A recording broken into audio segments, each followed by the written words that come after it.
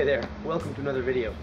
So I got the weekend off. Today is a nice day, about minus 12, and as you can see, I'm in my backyard. I'm going to set up my hammock and hopefully have a night out. I went out last weekend on Saturday. You've probably seen the blog post and the videos about that by now. And I discovered a couple of things. First things first, I prefer the Clark hammock over the Hennessy hammock. The Hennessy is great for a good lie, but when you try to get an underquilt under there that's not custom built for the Hennessy, it just doesn't work out all that well. The second thing I like better about the Clark is this covered shield up here. The Hennessy does have bug netting, which is great, but I find all that did was collect a lot of the mist coming off my breath.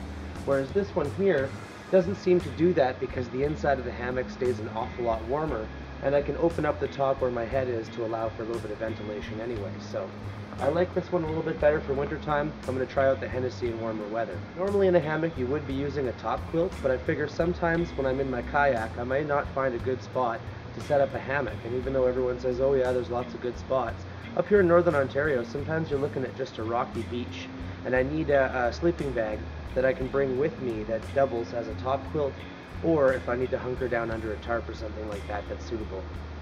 Because oftentimes I don't have a thermarest or anything with me, I just carry my underquilt. Speaking of the underquilt, one of the things I find with the underquilt is it fits the hot dog shape of the Clark hammock very well, and when you move your legs around it does stay put. With the Hennessy hammock, I found on one side there'd be an open space where your feet weren't, and on the other side your feet would be pushing too far in and your toes and feet would go beyond the underquilt.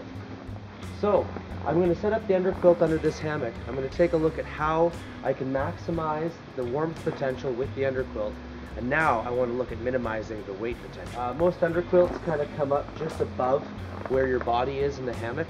My underquilt does come up sometimes halfway up. So really I have an extra 6, 7, 8 inches of material on either side of the hammock that could have potentially been chopped off. So hindsight's 20/20. But I've got to work with what I got. I'm a bushcrafter on a budget, let's face it.